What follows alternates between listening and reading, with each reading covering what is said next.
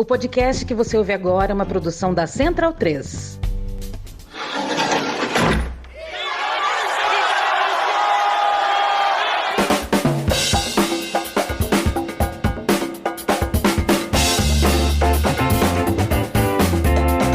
Começa agora Guilhotina, o podcast do Le Monde Diplomatique Brasil.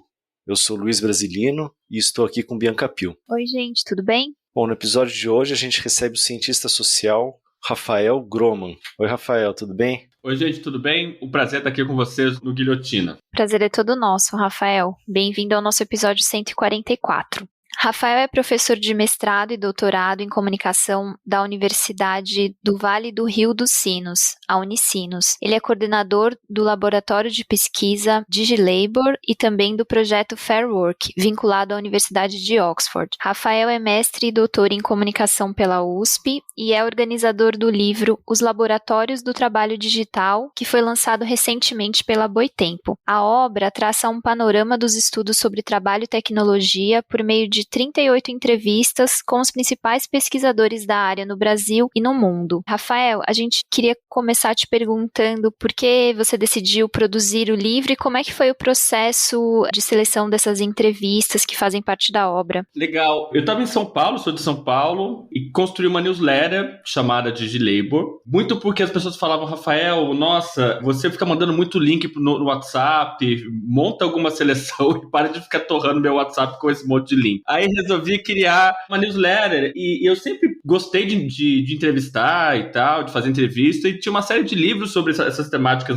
lançando aí pelo mundo e que no Brasil muitas vezes chegava esse debate muito depois. Para o livro ser traduzido demora muito, vamos começar entrevistando essas pessoas. E a gente lançou como uma newsletter, que hoje tem quase 3.000 assinantes. E quando eu vim para a Unicinos no meio de 2019, para ser professor do mestrado e doutorado aqui, a gente transformou, que era uma newsletter, em um laboratório de pesquisa, cujo um dos produtos é uma newsletter. E a gente colocou como das questões principais, aliar a internacionalização com essa comunicação da ciência e conseguir disseminar esses conhecimentos não só no formato acadêmico tradicional. E aí foi muito difícil. Hoje a gente tem mais de 100 entrevistas publicadas no site e a gente resolveu selecionar 38 que a gente considera que dão uma boa introdução para esse tema da plataformização do trabalho, das interfaces entre trabalho e tecnologia, de um ponto de vista crítico, ao mesmo tempo propositivo, e que possam ser uma introdução ao tema. Eu acho que já tem até material para volume 2 por aí.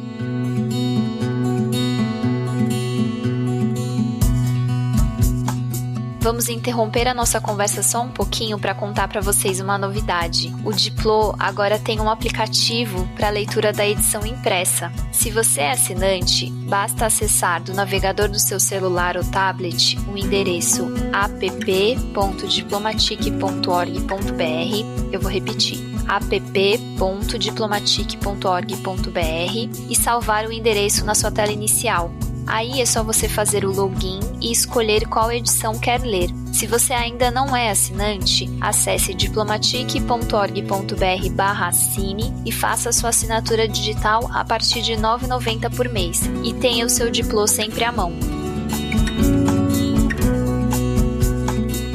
Rafael, eu queria te pedir para você apresentar um pouco o tema assim, para os ouvintes, né? Porque quando a gente fala assim, plataformização do trabalho, ou até uberização, né? Bastante usado aqui, até inclusive por nós, aqui no Guilhotina e no Le Monde Diplomatique, geralmente a gente pensa no trabalho dos motoristas de Uber, ou então nos entregadores de aplicativo. Mas aí dá para ver que, na verdade é uma categoria assim, muito mais ampla, né? E heterogênea, né? Com vários tipos de trabalho e várias formações diferentes. Então você podia fazer, assim, se possível, um panorama do que é isso, do que a gente está falando, e também acho que existem diferenças dentro do trabalho digital. O trabalho de plataforma é uma delas. Né? Exato. E esse mesmo nome, trabalho digital, recentemente no blog da Boitempo eu estava falando um pouco das dificuldades da gente nomear esse cenário e as implicações de cada um desses nomes. Eu considero que trabalho digital é mais um nome guarda-chuva, como uma espécie de marca, assim, porque o trabalho, enquanto conceito, é uma atividade humana, ou seja, o trabalho nunca pode ser atividade humana digital, ele pode ser digitalizado, ele pode ser plataformizado, mas acabou tendo na própria literatura internacional esse nome digital labor ou alguma coisa assim, digital work também, e simbolizando essas interfaces que vão para além das próprias plataformas. Aliás, recomendo para quem também quer uma introdução sobre isso, ver um episódio com a Ludmila Costec-Abílio, que esteve no Guilhotina, um episódio anterior, né? E os nomes que vão aparecendo, por exemplo, uberização. A Ludmila é uma pioneira no Brasil em colocar esse debate, em colocar esse tema. E quando a gente coloca essa agenda de pesquisa de pensar a plataformização do trabalho, significa, por um lado, uma crescente dependência de plataformas digitais e suas diferentes lógicas, mecanismos, materialidades para executar atividades de trabalho com lógicas algorítmicas, de extração de dados, de vigilância de trabalhadores, com distintas lógicas de dependência e tal. E, ao mesmo tempo, é a radicalização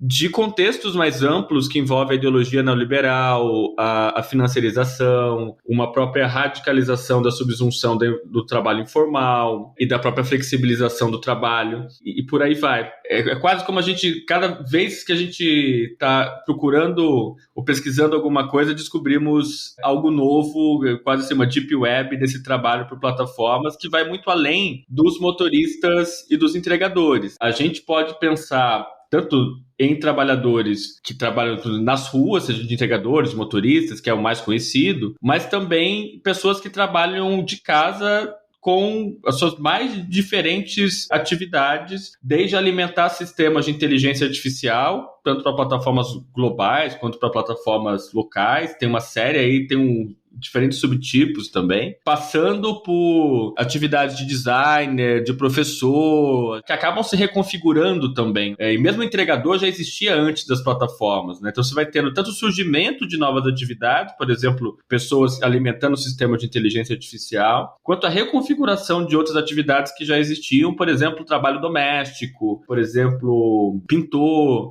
que vai também sendo subordinado, e essa palavra é importante, às lógicas das plataformas digitais. A gente descobriu recentemente as fazendas de clique, que também as pessoas são pagas para curtir, comentar em posts que as pessoas pagam plataformas que terceirizam isso para trabalhadores fazerem. A gente tem, então, mesmo tatuadores, os tatuadores não dependem de plataformas para poder sobreviver economicamente, mas muitos deles passam a depender de um perfil no Instagram para poder circular o seu próprio negócio. Então, se for pensar desde bolo de pote até determinadas atividades de trabalho, não necessariamente são subordinadas diretamente por plataformas, mas são facilitadas por meio de outros tipos de plataformas, como o próprio Instagram. Além de plataformas que prometem vender qualquer tipo de atividade. Tem uma lá que até Papai Noel você pode pedir. E é muito interessante essa plataforma porque você escolhe lá, quero serviço de saúde, daí tem esteticista, não sei o quê, quero professor, tem de línguas, de português, e tem uma aba chamada Atividades Inusitadas. Aí nessas atividades inusitadas você acha drag queen, DJ, cosplay, Papai Noel e assessor de imprensa. Tudo na mesma categoria. O que me leva a perguntar, o que leva uma plataforma a colocar, todas essas categorias sob esse nome de inusitados, e 2, por que colocar tudo na mesma aba, assim? E aí vai mostrando como existem valores, como existem lógicas realmente por trás, que não são gratuitas ou que não são objetivas e que é importante desvelar. Eu acho que isso é muito, muito importante. E, Rafael, por que o trabalho em plataformas é um laboratório de luta de classes? Você afirma na introdução. E que acabou nomeando o próprio livro. A ideia de laboratório, que tem inúmeras concepções, mesmo se for até Bruno Latour e a teoria Torrede. Esse nome foi inspirado no livro de um colega chamado Callum Kent. O livro em inglês chama Riding for Deliveroo, foi traduzido pela editora Veneta com o nome de Delivery Fight, com o prefácio do Léo Vinícius Vinícius Liberato, e ele vai colocar essa ideia do trabalho por plataforma ser um laboratório da luta de classes. A luta de classes, essas palavras que as pessoas acham com um cheiro a mofo, né, ou a naftalina, a minha tese de doutorado na USP era sobre a atualidade, a pertinência das classes sociais e da própria pertinência para os estudos em comunicação, e as pessoas acham, não, mas classes não existem mais, mas de que maneira que isso se atualiza com o chamado capitalismo de plataforma ou no capitalismo contemporâneo, com essa subordinação às plataformas digitais. E vai se criando, assim, por um lado, o capital cria novas formas de controle, exploração das pessoas trabalhadoras em termos de dados como forma de capital, em novas formas de controle de trabalhadores, criando, inclusive, trabalhadores super precarizados, alimentando bancos de dados para inteligência artificial ou treinando dados para inteligência artificial, com mecanismos geopolíticos em relação a esse trabalho por plataformas, com softwares mais recentes para vigilância de trabalhadores, que são experimentos, na verdade, do capital enquanto realmente laboratórios. Por outro lado, esse cenário não é inevitável. A gente não pode cair nem no conto dos ursinhos carinhosos, de que o mundo vai ser lindo, maravilhoso, e nem no que eu chamo de ideologia da Vanessa da Mata, de que as coisas não têm mais jeito, acabou, boa sorte. E isso é importante para pensar que esse cenário que o capital nos coloca não é inevitável. E que é possível também pensar em experimentos em laboratórios por parte da classe trabalhadora. E que é possível pré-figurar, enquanto o velho já morreu e o novo ainda não nasceu, em que medida que, em vez de sintomas mórbidos, é possível pré-figurar novos mundos possíveis, construindo hoje o mundo que a gente quer amanhã, com possibilidade de construções tecnológicas, de outros tipos de soluções, sem cair em um tecnosolucionismo ou de achar de que a tecnologia resolve todos os nossos problemas, mas que é possível pensar em novas formas de mobilização, de organização de trabalhadores por meio das plataformas. E aí, por isso, acaba sendo uma renovação da própria luta de classes. É um pouco esse o que a gente quer dizer com essa imagem de um laboratório. Mais pra frente a gente vai falar sobre essas novas possibilidades e, enfim, organização da classe trabalhadora, mas antes queria te perguntar sobre o desenho das plataformas. As plataformas, elas são desenhadas para desarticular os trabalhadores e como é que isso funciona? Eu sei que, enfim, tem infinitas plataformas com diferentes algoritmos atuando, mas de alguma maneira existe, enfim, esse direcionamento? Claro, nas próprias materialidades das plataformas, como eu mesmo coloquei antes na escolha do que é uma atividade inusitada ou não é. Então você já tem no próprio design das plataformas o que dá para fazer e o que não dá. Em uma plataforma de entrega, o entregador só consegue conversar por meio da plataforma com o cliente, não com outro trabalhador. No exemplo da Amazon Mechanical Turk, que é uma plataforma mais conhecida, cujo slogan é inteligência artificial, que são trabalhadores do mundo todo alimentando esses sistemas, o trabalhador também não pode conversar com o outro, é só com o cliente. Então eles vão até criando outros espaços para conseguir conversar entre si, né? E é importante falar do design, do desenho das plataformas, que elas atuam de forma articulada com as narrativas das plataformas, enquanto as estratégias de comunicação e as estratégias midiáticas das plataformas. Porque as plataformas se colocam como inovadoras, disruptivas, cidadãs. E tem um ponto que é muito importante, é que as principais plataformas de trabalho têm setores de políticas públicas e de relações institucionais nas suas empresas. E as pessoas que trabalham nesses setores,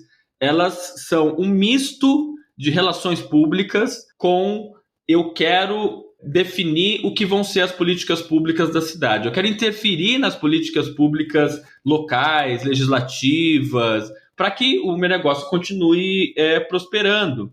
E esses setores são a chave para pensar a gestão da imagem pública dessas plataformas. E quando eu falo plataformas, eu estou pensando em infraestruturas digitais, que são, a um só tempo, tecnologias, empresas, softwares. Não é só um mero aplicativo, né? Um aplicativo é só o software, mas quando eu falo plataforma, envolve todo esse ecossistema que vai desde o software até o cabo submarino, o centro de dados e a empresa em si. E no caso dessas empresas, que constroem essas plataformas, eles têm uma estratégia, muitas delas, muito agressiva de relações públicas, desde financiando, colocando publicidade, onde eles acham que vai ter leitores ou ouvintes que criticam eles, ou às vezes até após críticas de acadêmicos, eles podem retirar uma palavra polêmica no site, não vamos chamar mais então o entregador de empreendedor ou algo assim, de financiar pesquisas, de financiar pesquisadores, e de ir cercando isso e de vigiando todo o espaço público para esse controle.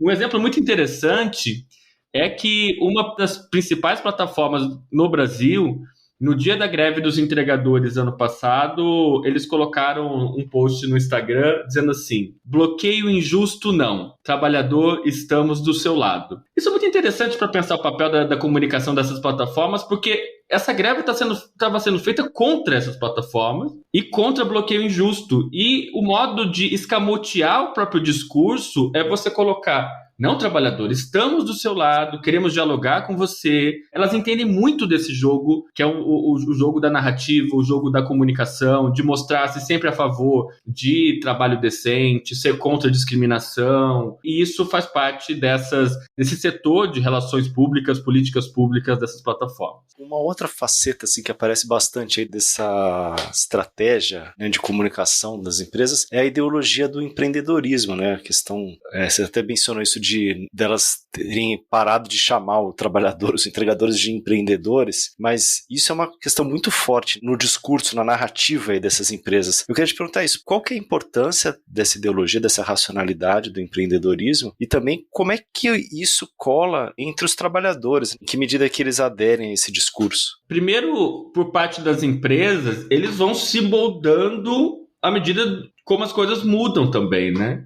Então, no início, colocavam mais fortes, ou você pode ser seu próprio chefe e tal. Nas fazendas de clique tem algo que é muito interessante, que os trabalhadores ganham 0,006 centavos por tarefa. E a própria plataforma diz assim: a gente sabe que o dinheiro é pouco, mas você não gasta nada fazendo cliques, e se você trabalhar durante tanto tempo, você pode ganhar uma renda extra. Isso é coisa de ganho em renda extra. E depois a gente entender essa questão no discurso empreendedor como algo que envolve diferentes matizes, que não é algo único, mas que vai se espraiando por diferentes tipos de lugares. Eu vou continuar com o exemplo da fazenda de clique para te mostrar um pouco dessas contradições. Como que as pessoas conhecem essas plataformas chamadas fazendas de clique? Elas vão atrás de canais no YouTube, ganhem renda extra. E aí esses canais ganhem renda extra vendem até cursos do tipo ensinando a entrar nessas plataformas, com macetes, dicas para entrar nessas plataformas, com total uma retórica coach de você consegue, ganhe renda extra, ganhe muito dinheiro mensal, semanal e não sei o quê. Ao mesmo tempo,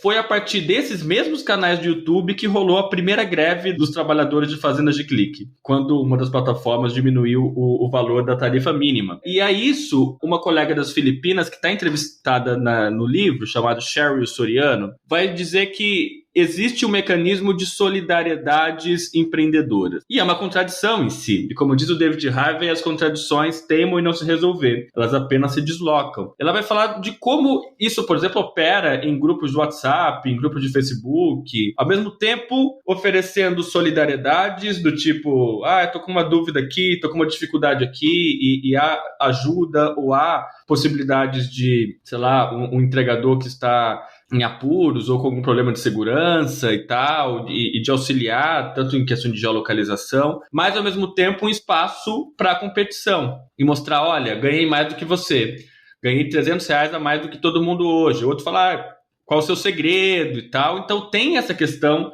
de uma competição desenfreada e que obviamente é estimulado pelas empresas, mas que elas vão modulando esse discurso e dá para ver que de 2020 da greve para cá elas vão se mostrando menos como algo do empreendedorismo e mais como empresas cidadãs, mais empresas que querem o bem comum. Elas tem se mobilizado a partir dessas questões. E por parte dos trabalhadores, não é que a maioria entenda-se como empreendedor. Eles até falam, não, eu estou aqui garantindo a própria sobrevivência. Eles não são, como às vezes tentam pintar também, E eu acho isso equivocado quando algum colega pesquisador vai dizer, não, eles precisam entender que eles são trabalhadores e não são empreendedores. Eles entendem isso, e muitos entendem isso. E óbvio que se eu perguntar para você, você prefere trabalhar todo dia de 9 às 6 ou você prefere ser mais flexível? Muita gente vai falar, bom, prefiro ser flexível. Mas isso não faz deles donos dos próprios negócios ou das plataformas. E acho que o movimento também de contranarrativas desde o ano passado tem ajudado nessas percepções. Mas mais trata-se de uma gestão da sobrevivência. As pessoas precisam pagar boleto, essa coisa cringe que os jovens disseram que a gente fala, e que é importante. A gente lançou um game ano passado. A gente participou de um Game Jam criado pelo Sindicato dos Trabalhadores de Videogame da Inglaterra. E o nome do jogo chama Jornada do Empreendedor / Trabalhador de Si Mesmo. E a gente tenta, com esse jogo, colocar um pouco desses dilemas. E o objetivo do jogo é que o motorista de plataforma tem que, ao mesmo tempo, pagar seus boletos e se organizar e lutar pelos seus direitos. Ou seja, não pode nem ficar endividado, ao mesmo tempo não pode ser alienado. Então, trata-se um pouco desse jogo que é, ao mesmo tempo, individual e coletivo em relação à composição social de classe, em relação a todas essas questões que a gente tem tratado aqui. E, Rafael, como as desigualdades estruturais são reproduzidas pelos algoritmos das plataformas? Em primeiro lugar, tem estado mais em evidência todo esse debate mais forte sobre racismo algorítmico ou desigualdade de gênero em algoritmos, na própria inteligência artificial. Tem um documentário muito bom que está na Netflix sobre isso, Coded Bias. Tem um outro documentário menos conhecido, mas que é muito importante, chamado The Cleaners, que vai mostrar as pessoas que são responsáveis por moderar conteúdos nas mídias sociais. E no Brasil você tem pesquisadores como Tarcísio Silva, que tem mostrado essa reprodução do racismo por meio dos algoritmos. Enfim, tem uma série de pesquisadores que têm trabalhado nessas questões. No âmbito do trabalho por plataformas, você tem desde, na verdade, mecanismos automatizados via sistema de inteligência artificial que vão discriminar trabalhadores na hora da contratação por meio de gênero, de idade, de raça.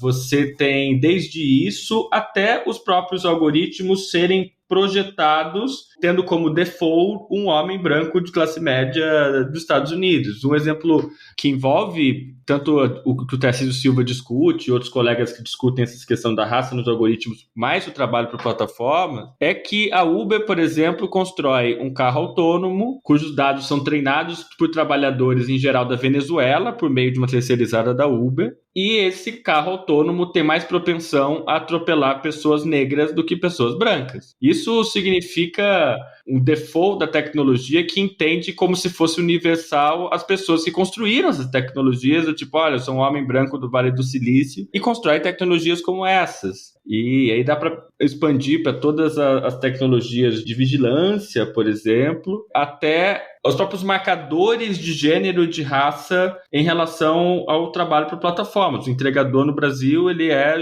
mais jovem e negro em relação ao próprio motorista. Então a gente tem marcadores de gênero no trabalho doméstico por plataformas. Nas fazendas de clique, a gente tem visto muitas mulheres que perderam seus empregos e que trabalham por plataformas desde as suas casas. E, aliás, é importante a gente não chamar esse tipo de trabalho como trabalho fantasma ou como trabalho invisível só porque eles estão nas suas casas, porque, na verdade, esse trabalho até pode você não conhecer ou, de alguma maneira, a gente precisar falar mais sobre eles, como, por exemplo, a própria matéria do Intercept sobre os brasileiros que trabalham legendando vídeos para o TikTok, em uma cadeia produtiva com Brasil, Paquistão e China. Mas a gente chamá-los muitas vezes de olha lá os trabalhadores invisíveis, olha lá os trabalhadores fantasmas, a gente está reproduzindo uma lógica, às vezes até eurocêntrica, e também dizendo, olha, eu que sou trabalhador visível estou aqui me dando o direito de visibilizar o que são esses trabalhadores, e não se trata disso. Mas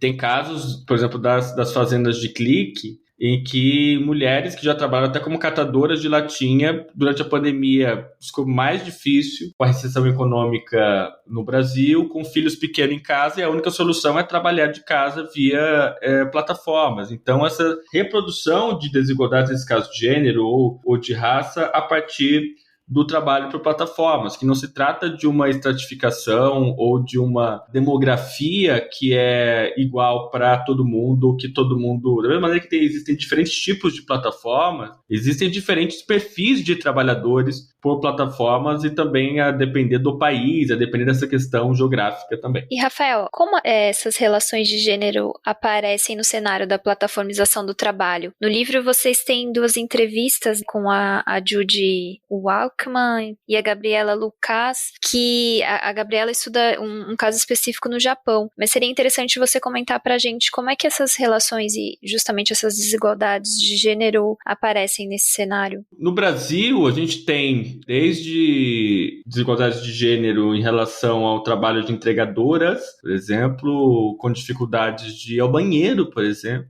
o que já é difícil para os entregadores homens, que é você não ter nem lugar para comer, nem lugar para ir ao banheiro direito. Para as mulheres isso se intensifica, e isso no caso de entregadores. No caso de trabalhadores que trabalham de casa, é um acúmulo de trabalho doméstico com trabalho por plataformas, com trabalho reprodutivo. E a gente esteve numa pesquisa financiada pela Universidade de Cambridge que falava do trabalho de mulheres em plataformas que alimentam sistemas de inteligência artificial. E a gente vê como elas são mais presentes nos grupos de WhatsApp, de Facebook e tal, e relatam mais essa jornada que é exaustiva e como muitas vezes elas se sentem invisibilizadas mesmo em termos do reconhecimento daquilo enquanto trabalho, do tipo, olha, você fica aí só no computador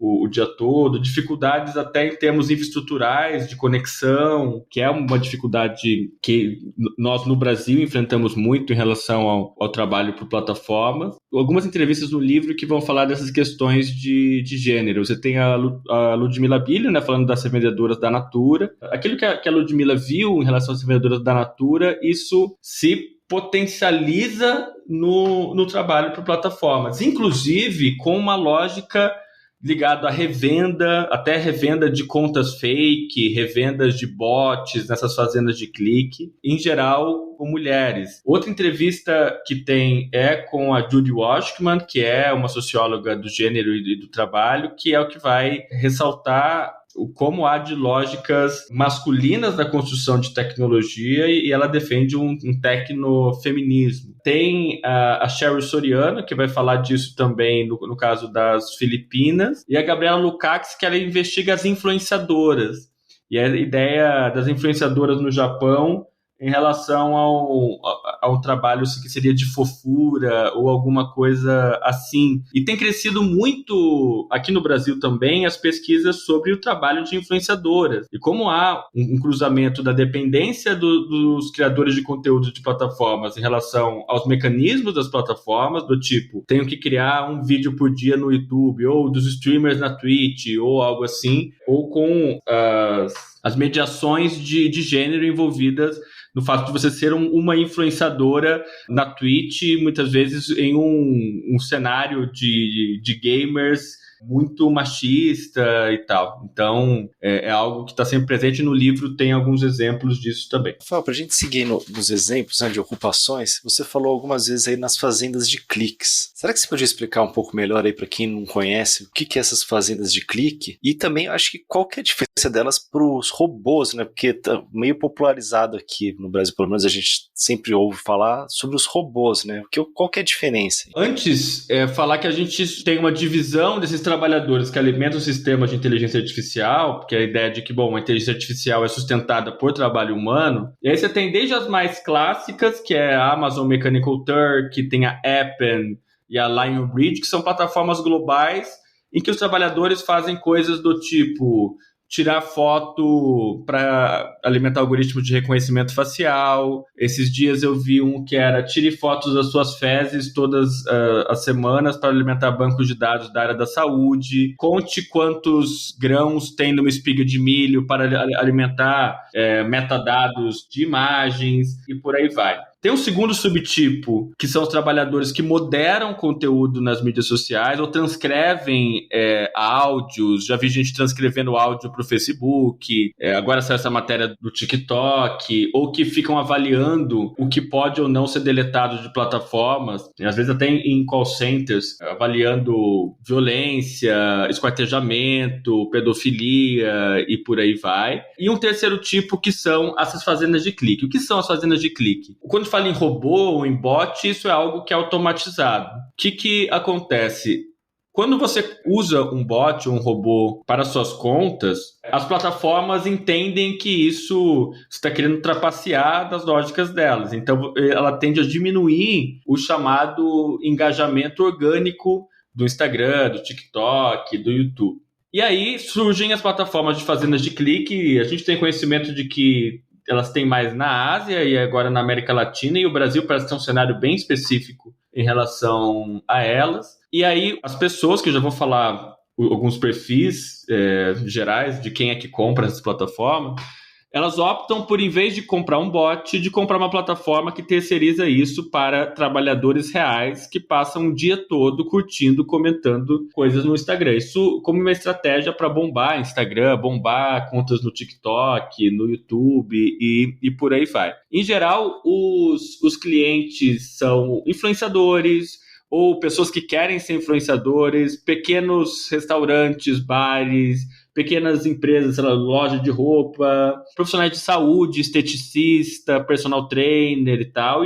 Mas achamos até políticos, celebridades, jogadores de futebol, músicos, comprando cliques nessas plataformas. E aí o que acontece? Tem até umas tabelas, assim, os trabalhadores são pagos para curtir, comentar, seguir, até para dar dislike em vídeo no YouTube, o que me leva a uma hipótese de que, em vez de um gabinete do ódio, a gente tem um verdadeiro chão de fábrica do ódio a partir de trabalhadores super precarizados, ganhando 0,006 centavos por tarefa. E aí eles passam o dia, vem uma tarefa lá, clique e comente no perfil de não sei quem. E você vai lá e clica e comenta e faz o que a ação daquilo pediu a troco de 0,006 centavos por tarefa, como algo geral. E isso tem Instagram, tem TikTok, tem YouTube, e as plataformas de fazendas de clique têm sido parasitas em relação às plataformas de mídias sociais. Além disso,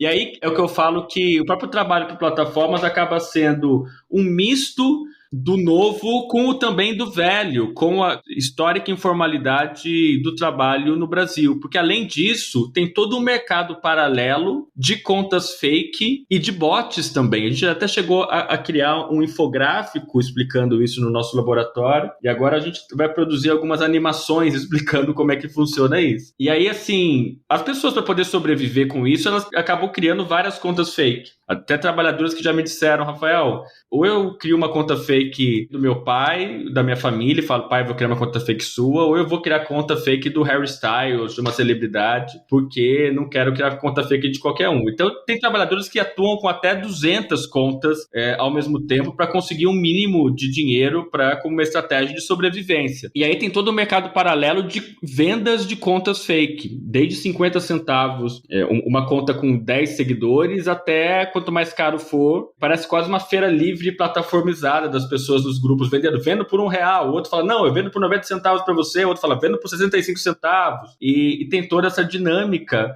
de venda de contas fake para alimentar esses perfis nas fazendas de clique. E tem também os bots, que na verdade isso é super interessante porque os clientes compram essas plataformas, compram o serviço das plataformas porque não querem comprar bots, mas os trabalhadores cansados de ficar clicando por 6 centésimos de centavo a tarefa, eles acabam terceirizando parte dessa tarefa para bots que passam rodando em 300 contas ao mesmo tempo. Óbvio que o Instagram, o TikTok, às vezes reconhece isso como uma fraude, um golpe, e essas contas são bloqueadas, mas eles dizem que isso ainda está valendo a pena. No início desse ano, depois de uma das plataformas diminuir a tarifa básica, eles entraram em greve por 2 dias com a ajuda daqueles youtubers coaches e construir a primeira greve dos trabalhadores das fazendas de clique. É importante dizer que esse nome fazendas de clique não é criado por eles, veio da Ásia, das famosas click farms, principalmente na Indonésia, nas Filipinas, que também ajudam nessas redes e da indústria da desinformação. Rafael, e qual que é a característica aí desses trabalhos, aí, juntando os três, né? Além das fazendas de clique, os moderadores aí de redes sociais, esses outros trabalhadores da inteligência artificial, né, da Amazon Mechanical Turk. Você já falou um pouco aí do perfil, já deu para entender, né, que o perfil são pessoas que estão provavelmente, né, desempregadas ou que têm uma ocupação precária, que estão dispostos a fazer um trabalho com uma remuneração bem pequena, mas qual que é o perfil? Dá para traçar um perfil social deles, assim? E eu vi também que no livro você entrevista pesquisadores que estudam trabalhadores brasileiros, né, da Amazon Mechanical Turk. Eu queria também saber qual que é a diferença, assim, desses trabalhadores brasileiros para outros. E uma última pergunta, se permite, Rafael, qual que é o grau, assim, de internacionalização desse trabalho também, né? Quais são os chefes, assim, né, os patrões dessas pessoas? Eu começo com as fazendas de clique, já que eu estava falando delas, porque os perfis são diferentes. Nas fazendas de clique, as plataformas são brasileiras, em geral fora dos grandes centros, interior do Rio Grande do Sul, alguma capital do Centro-Oeste, e são pequenas plataformas brasileiras e que também se consideram, nossa, somos super disruptivas, super inovadoras. Algumas delas se colocam como agências de marketing digital e coisas desse tipo. E os trabalhadores das fazendas de clique, de todos, são os com uma maior experiência pregressa no trabalho informal, pré-plataforma, e que não tem uma formação específica, não sabem falar outra língua. É um pouco esse perfil das fazendas de clique. No caso dos moderadores no Brasil, a gente conhece pouco, porque, aliás, todos eles, e isso é importante falar, acabam assinando contratos de confidencialidade. Por isso acabam aparecendo pouco na própria imprensa. No segundo caso, a gente entrevista no livro a Sarah Roberts, que fez um livro chamado Behind the Screen, que é sobre os moderadores. E o Intercept no Brasil já tem uma matéria sobre um moderador também no Brasil. Mas é difícil a gente definir no Brasil qual seria o perfil deles. Para dar um panorama de todos esses três, assim, antes de falar da Mechanical Turk, um colega brasileiro chamado Matheus Viana Braz descobriu que só no Brasil tem cerca de 50 plataformas de todos esses tipos atuando aqui, o que é muita coisa. E aí, no caso das de moderação, principalmente nessas principais de inteligência artificial, em geral elas são gringas, em geral do próprio norte global, e que acabam tendo uma força de trabalho grande no sul global. Existe uma questão geopolítica muito, muito forte. A gente já tem alguns trabalhos que envolvem brasileiros nessas plataformas. Tem o que a gente entrevistou no livro, que é o Bruno Moreschi, o Gabriel Pereira e o Fábio Cosma, que fez um perfil dos Turkers no Brasil. Quem trabalha na Amazon Mechanical Turk é conhecido como Turkers. Tem a tese de doutorado do Renan Khalil, na Faculdade de Direito da USP, que também falou sobre Mechanical Turk. Eu e um colega publicamos um capítulo gringo e um artigo em português sobre trabalhadores brasileiros em outras duas plataformas, que é a Appen e a Lionbridge. E tem o Matheus Viana Braz, que está fazendo no Brasil esse grande panorama sobre esse trabalho. Em geral, esse de Amazon Mechanical Turk, Appen, Lionbridge, eles falam às vezes mais de uma língua, falam inglês, porque as tarefas vêm em inglês. É até interessante que às vezes vêm umas tarefas em alemão e eles falam, eu vou tentar driblar o algoritmo colocando no Google Translator e pronto. E um perfil de pessoas que são graduadas em algumas áreas. Vimos muita gente da comunicação, de letras, engenharia, que trabalham nessas plataformas. Até pouco tempo atrás, o Bruno e o Gabriel colocam no livro e nos artigos que eles têm publicado. Até pouco tempo atrás, quem trabalhava na Amazon Mechanical Turk no Brasil não ganhava em dinheiro, ganhava em créditos na Amazon e tinha que, às vezes, comprar alguma coisa na Amazon para revender no Mercado Livre. Quer dizer, a mistura do histórico de viração mesmo no Brasil, de trabalho informal, com esse trabalho por plataformas que se coloca muito como high-tech. E no caso da minha pesquisa com o William Araújo, que saiu agora há pouco, a gente fala também de como que esses trabalhadores se apresentam no LinkedIn, por exemplo, colocando, eu treino inteligência artificial, eu sou treinador de inteligência artificial. Então, ao mesmo tempo, até nos próprios grupos eles falam, gente, o que vocês contam para sua família, com o que vocês trabalham? Um colega colocou assim, eu trabalho com inteligência artificial, algo super secreto. Então tem também um imaginário em torno do que significariam esses projetos de grandes empresas de tecnologia no norte global para os quais eles trabalham como terceirizados, e que se sentiriam parte de uma certa elite tecnológica, embora estejam presos aos lugares onde dormem todas as noites e que se coloquem, bom, eu estou aqui como um trabalhador no Brasil alimentando esses sistemas de inteligência artificial de empresas de outros lugares. Então tem um pouco dessa contradição, mas entre todos esses trabalhadores, quem é da Amazon Mechanical Turk, na Appen, em geral, tem alguma graduação, gente até com mestrado e tal, que trabalham nessas plataformas.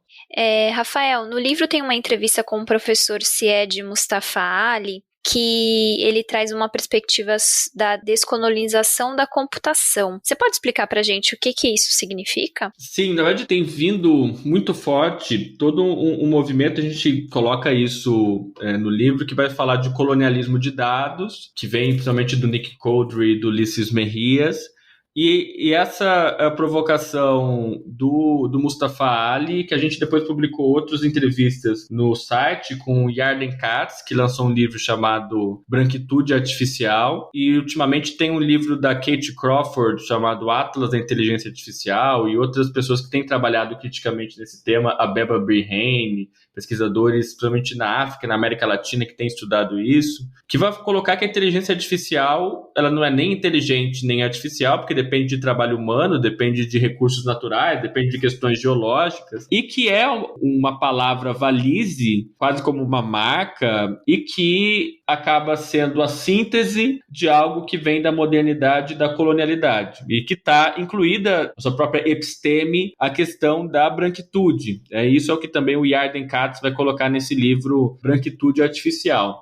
Agora, o que tem se colocado, essa entrevista com o Mustafa foi em 2019, atualmente a gente está junto em uma rede de pesquisa chamada Sierra Comum. Tem toda uma discussão se é possível, por exemplo, descolonizar a inteligência artificial. Acabou de sair um manifesto em prol de uma inteligência artificial decolonial. E o próprio Mustafa tem sido muito crítico a isso, porque fala, bom, não tem como decolonizar a inteligência artificial, porque isso significa quebrar toda a sua lógica, significa não ser inteligência artificial, porque ela já nasce a partir dessas perspectivas moderno-coloniais, com toda uma forma de conhecer o mundo que é a moderna colonial. Então, atualmente tem todo esse debate, se é exatamente possível construir uma alternativa a isso. Tem vários projetos interessantes que vão atrás de uma inteligência artificial feminista, de que maneiras é possível descolonizar a inteligência artificial. A gente fez um evento no primeiro semestre sobre histórias da inteligência artificial e teve uma mesa só sobre inteligência artificial e colonialidade e todos esses debates. O próprio Mustafa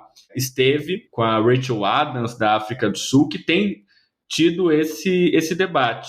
Agora, o que é interessante a gente colocar, e outros colegas também já têm falado sobre isso, o Rodrigo Oshigami, por exemplo, o brasileiro, foi um dos primeiros a falar sobre isso, como esse discurso em torno de uma inteligência artificial ética ou uma ética na inteligência artificial, no fundo é um washing, é uma lavagem das próprias Big Tech, das próprias grandes empresas de tecnologia, para evitar uma regulação mais forte, e que isso acaba sendo um grande brand, como se fosse o caso de várias empresas que dizem ser a favor da diversidade, e no fundo você vai vendo que não é exatamente assim. Nas empresas de tecnologia você tem, ou até em fundações que são próximas a essas grandes empresas, que vão dizer que, olha, nós queremos inteligência artificial ética, ou tem todo um debate sobre algoritmos não enviesados, ou que isso possa existir. Quando, na verdade, os teóricos mais críticos têm falado, não, é impossível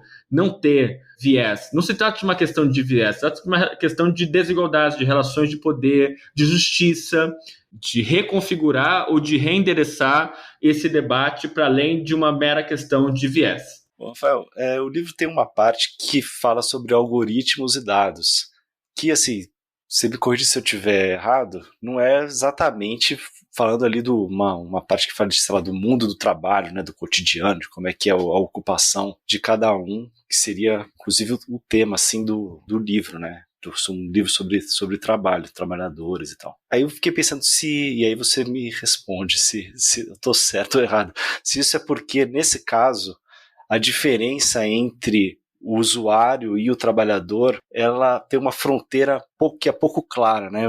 Em muitos momentos o usuário mesmo acaba trabalhando mesmo sem saber, seria por isso? Eu acho que tem a ver mais, assim, não tem como você pensar em trabalho por plataformas. Eu venho das ciências sociais, eu vou começar por aí, eu venho das ciências sociais, depois fiz mestrado e doutorado em comunicação, e, enfim, hoje eu sou diretor científico de uma associação de programa de pós-graduação em comunicação, fiz toda a minha carreira na comunicação. E quando às vezes eu vejo um debate sobre trabalho por plataformas nas ciências sociais, hoje, às vezes eu vejo como tratam plataformas, algoritmos como uma mera ferramenta, uma mera técnica, ou um mero apêndice da discussão, e é central entender o que é um algoritmo, o que é uma plataforma, o que os dados são em como forma de extração de valor, inclusive, e que são a antessala para a gente pensar o trabalho por plataformas. Quer dizer, quando a gente está falando, seja de dados como forma de capital, ou nesse nome que ficou conhecido como colonialismo de dados, ou de pensar como a inteligência artificial é colonial, a gente está tratando de uma antessala do trabalho por plataformas. Está falando de uma geopolítica que envolve as tecnologias e que, por exemplo, os trabalhadores da Amazon Mechanical Turk estão frontalmente envolvidos nisso, porque, no fundo, eles produzem dados para empresas do norte global e que, sem você ter esses conceitos, como seja pensar as interfaces colonialismo, capitalismo, financiarização, dados, algoritmos, você não consegue compreender a história toda, ou do que a própria Fernanda Bruno vai colocar no livro dessa racionalidade algorítmica. Então, esses debates estão entrelaçados e tem a ver com uma agenda de pesquisa que não se trata somente de estudar as condições de trabalho dos pesquisadores, mas de uma forma um pouco mais ampla nos estudos críticos sobre dados, algoritmos e plataformas. O capítulo 5 fala sobre outras possibilidades de resistência e organização das trabalhadoras e dos trabalhadores e também de plataformas alternativas. Rafael, você podia falar para a gente primeiro, contar alguns exemplos de organização da classe trabalhadora ao redor do mundo ou mesmo de plataformas alternativas, né? Claro, isso parte do pressuposto de que as pessoas trabalhadoras não são inorganizáveis. E isso tem surgido desde sindicato de youtubers na Alemanha, sindicato de Creators Union na Inglaterra, dos influenciadores, jornalistas que,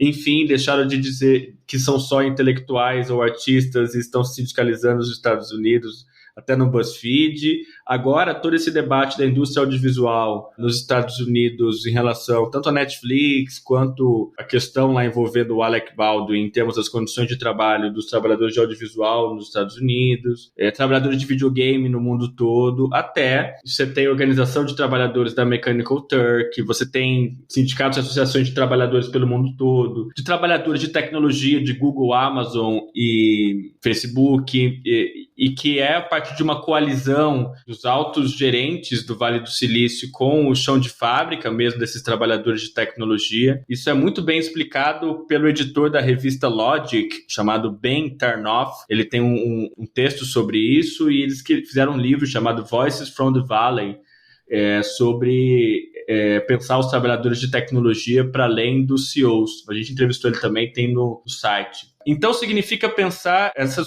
novas possibilidades de organização de trabalhadores, o papel das mídias sociais nisso também, e da própria comunicação dos trabalhadores como uma forma de organização. No Brasil mesmo, a própria questão dos entregadores desde o ano passado mostra isso, para além dos mais midiáticos, que são os entregadores antifascistas, de como há desde solidariedades emergentes até a construção autônoma de greves em cidades como Jundiaí, São José dos Campos, que tem acontecido por aqui, que tem sido muito interessante acompanhar, e também de pensar essas coalizões que são internacionais, né? Porque você tem, às vezes, auxílios de Brasil, México, Chile. Eu coordeno no Brasil um projeto chamado Fair Work, que a gente avalia as principais plataformas de acordo com os princípios de trabalho decente, que é ligado à Universidade de Oxford. A gente está presente em 20 países, então, de vez em quando, a gente tem atividades que envolvem a articulação de trabalhadores por plataformas em diferentes países. Isso é uma coisa que tem acontecido principalmente desde o início da pandemia. E no Brasil a gente teve recentemente uma ação dos streamers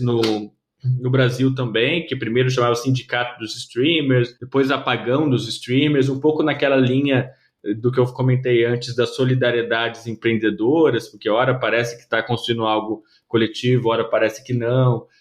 No caso dos entregadores antifascistas, a gente mostra isso num texto gringo, que é meu e a Ludmila Costec-Abílio e o Henrique Vaz, de como se você for no Twitter e na mídia tradicional, na época da greve dos entregadores do ano passado, do break dos apps, você tem os entregadores antifascistas e o Galo como se fossem os líderes daquilo. A gente sabe que não foram, eles são um número pequeno, tem o seu valor, obviamente, a gente se dá super bem com ele, mas você vai nos grupos de WhatsApp dos entregadores, você vai vendo essas outras redes de articulação que são muito além dos entregadores antifascistas. Isso mostra também as próprias redes de organização de trabalhadores, nos mais diferentes setores, né? E que, por um lado, você tem o sindicalismo tradicional, que eu acho que precisa aprender com essas coisas novas que tem emergido, que está emergindo. Por outro lado, é também necessário aprender com o próprio passado. Tem um caso interessante que está no livro do Callum Kent. Ele fala 7 vezes sobre o Brasil no livro dele. E aí ele vai dizer, não, os brasileiros têm as melhores táticas de greve, o grupo de WhatsApp dos brasileiros da Inglaterra é o melhor, porque dali nascem as melhores formas de organização. E aí na última vez que ele cita Brasil no livro, ele fala, mas eu descobri que eles eram bolsonaristas. Pois é, eu falei para o próprio Callum, falei, Callum, o Brasil não é para principiantes. Isso até motivou uma pesquisa que a gente está fazendo agora, que é sobre entregadores brasileiros na Inglaterra e as formas de organização deles lá e tal. Essa pesquisa está em andamento, deve ser publicada no ano que vem. Então ajuda a pensar essas formas também de solidariedades que são internacionais e de pensar tanto o que une em termos mesmo de condições de trabalho e tal, e as especificidades que são locais. Isso nos leva para a segunda parte da pergunta, em torno das plataformas alternativas. O movimento mais famoso em torno disso é o que ficou conhecido como cooperativismo de plataforma. A gente até lançou esse ano um observatório, chamado Observatório do Cooperativismo de Plataforma, tem um site, a gente está produzindo vídeos quinzenais explicando princípios e exemplos do cooperativismo de plataforma, até porque a gente entende que é algo a ser ainda fomentado no Brasil e as pessoas não conhecem. E o cooperativismo de plataforma nada mais é do que a tentativa de uma reapropriação das lógicas das plataformas a partir da construção de tecnologias de propriedade dos trabalhadores. Até eu prefiro chamar de plataforma de propriedade de trabalhadores, a plataforma de propriedade das comunidades, e que vai ter alguns valores como trabalho decente, como dados para o bem comum. Aí entra um pouco como um acréscimo à pergunta anterior do Luiz, porque se trata também de combater o colonialismo de dados com dados para o bem comum e com dados que sejam de propriedade de trabalhadores, com formas de incentivo à economia local, construindo novos circuitos de produção e consumo, que tenham uma governança realmente democrática de propriedade de trabalhadores, tecnologias que sejam livres, abertas. E cada vez mais eu tenho achado esse nome cooperativismo de plataforma um nome que, em última instância, pode até soar, eu nem diria eurocêntrico, mas eu diria muito assim, Nova York, que ele foi criado no âmbito do que é o cooperativismo de plataforma em Nova York, e com risco de ser algo hipsterizável, sabe?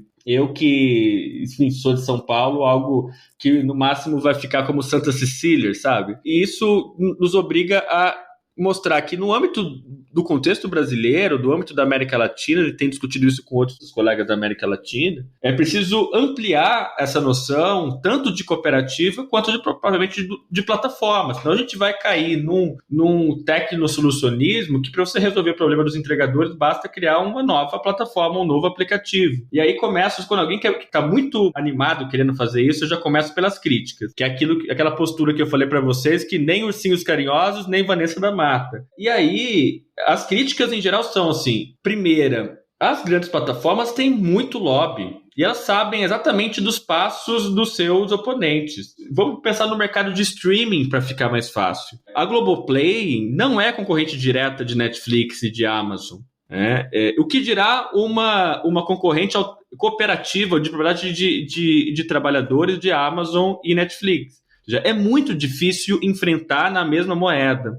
em termos de efeito de rede. Se as plataformas de entrega quiserem colocar uma promoção para ferrar com os concorrentes, elas podem. E isso, as experiências em construção de plataformas de entregadores já têm mostrado que é difícil você entrar, vamos entregar dos grandes restaurantes ou de alguma coisa assim, mas, por outro lado, pegando essa ideia mesmo de laboratório, que é possível experimentar outras possibilidades. E aí dou alguns exemplos. Na Europa tem a Coop Cycle, que é a Federação de Cooperativas de Entregadores, e ela criou um software livre para plataformas de entregadores que queiram aderir. E aí o consumidor, esteja em Paris, em Berlim ou em Barcelona, ele está com o mesmo aplicativo e só vira para a economia ou para a cooperativa local. O que mostra que a questão de escala, ela se dá mais pela intercooperação entre diferentes cooperativas e essa federação, do que exatamente construindo um aplicativo que vai ter em todos os lugares do mundo. Depois eu falo dos problemas da Coop Cycle também.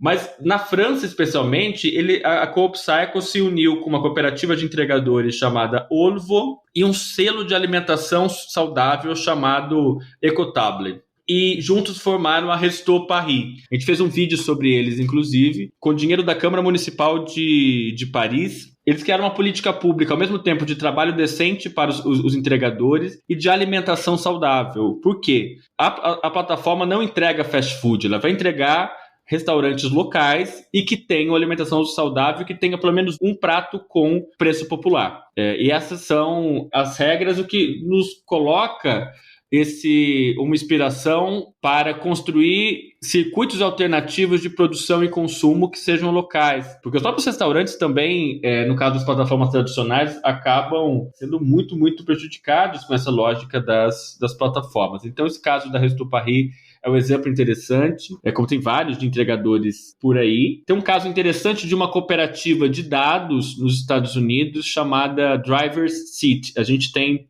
também um vídeo sobre eles, e eles basicamente são motoristas que trabalham para Uber, mas a cooperativa é uma cooperativa de dados. Eles coletam dados deles mesmos de geolocalização, de como está o trânsito e tal, e eles lucram com essa cooperativa vendendo esses dados deles mesmos para as agências locais, para prefeituras, para institutos e tal, e que acabam, os órgãos públicos passam a depender menos dos dados das Big Tech para fazer os seus planejamentos urbanos. Isso é uma das possibilidades de cooperativas de dados. Assim como no início de novembro, a gente fez uma live, e tem um vídeo sobre eles também, que é a Means TV. Means TV é uma plataforma de streaming de propriedade de trabalhadores da comunicação com conteúdo anticapitalista, e eles produzem e distribuem desenhos, séries, documentários, e agora abriram um braço para distribuir games de cooperativas de games. Aliás, eles disseram na própria live que estão abertos a produções brasileiras e a articulação com trabalhadores brasileiros da comunicação, e me surpreendi com o dado de que o Brasil é o 4º país que mais assina essa plataforma.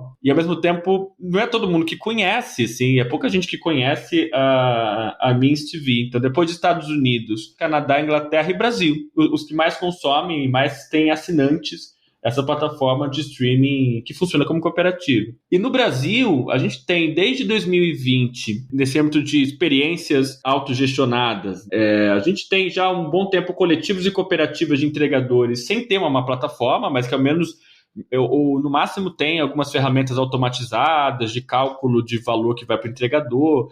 Aqui em Porto Alegre tem uma das mais antigas cooperativas de entregadores, que é a Pedal Express, de 2010. Você tem em São Paulo a Senhoritas Courrier, que é um coletivo de entregadoras mulheres cis e homens trans. A gente fez um documentário também com elas, chamado Senhoritas Courrier. Você tem Transentrega, você tem no Rio de Janeiro a Despatronados, aqui em Porto Alegre você tem outras como Puma Entregas, como Levou Courrier, que tem batalhado por mais mobilidade, também por trabalho decente, ainda sem necessariamente construir uma plataforma, mas estão em busca de. Ano passado eles chegaram a entrar em contato com a Coop Cycle, essa que eu falei antes, para tentar alguma inserção no Brasil. Na Argentina, a Coop Cycle está entrando com força, mas a Coop Cycle não aceita moto e acabou esbarrando em alguns elementos no Brasil, até porque, e aí mostra uma coisa que é super interessante, que é uma plataforma construída para cidades na Europa.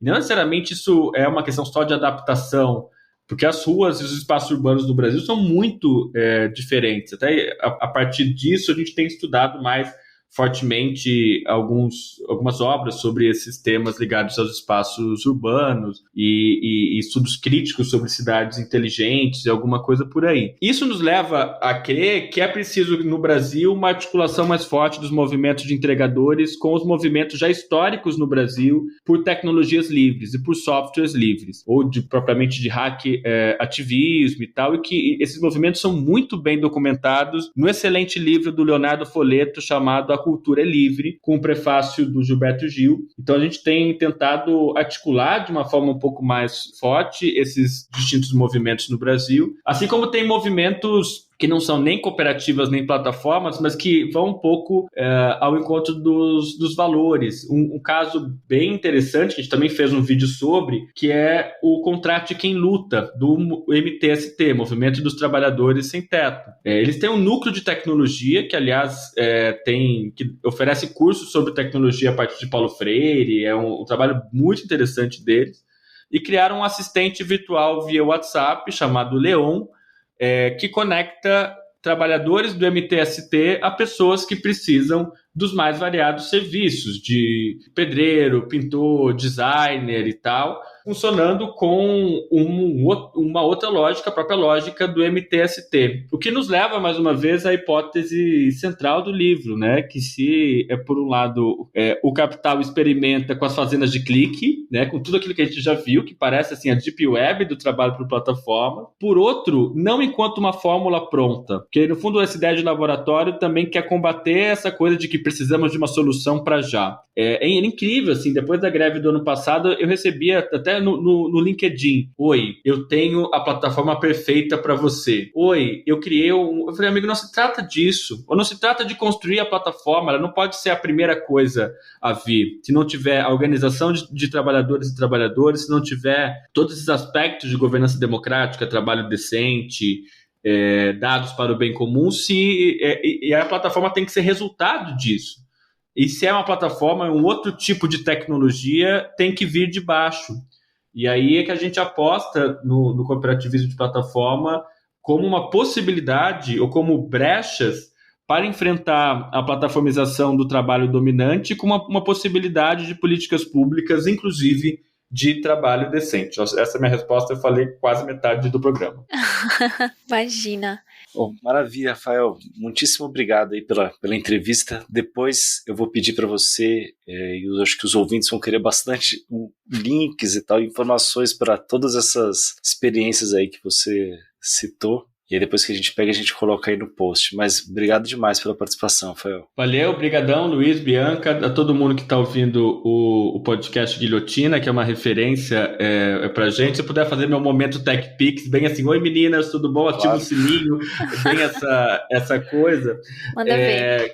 Convido vocês a assinarem a newsletter do DigiLabor, que é no site digilabor.com.br, vai estar o link aí na descrição. Meninas, a gente compartilha uma newsletter que agora é quinzenal, com o que tem saído tanto academicamente quanto nas novidades do dia a dia, assim, em relação a esse tema. Isso, às vezes até as pessoas falam: Rafael, me dê dicas de artigo. Assina a newsletter que o que eu descobri eu vou colocando por lá. E a conhecer o Observatório do Cooperativismo de Plataforma, que é esse observatório financiado pela Fundação Rosa Luxemburgo, que lá a gente tem produzido vídeos e compartilhado também recursos sobre cooperativismo de plataforma. É um tema que a gente está muito, muito interessado. E quem estiver interessado em fazer mestrado ou doutorado nessas temáticas, é só acompanhar a gente no DigiLabor e na própria Unicinos, nos nossos canais. Muito obrigado. Maravilha, Rafael. A gente que agradece. Acho que é isso, né, Luiz? Dá o nosso recado de sempre. Quem tiver dicas, sugestões, reclamações, etc., só escrever pra gente no guilhotina@diplomatic.org.br. É isso, né? É isso. Até semana que vem. Fechou. Até semana que vem.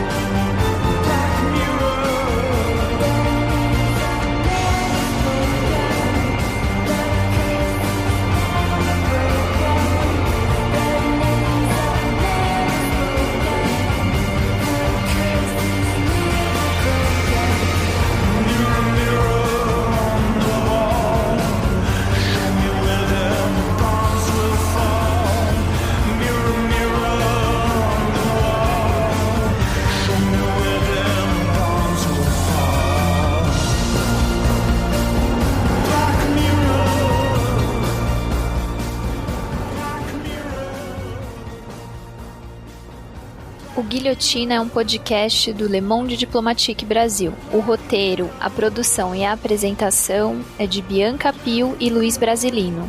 Edição de Domênica Mendes. Apoio técnico Central 3.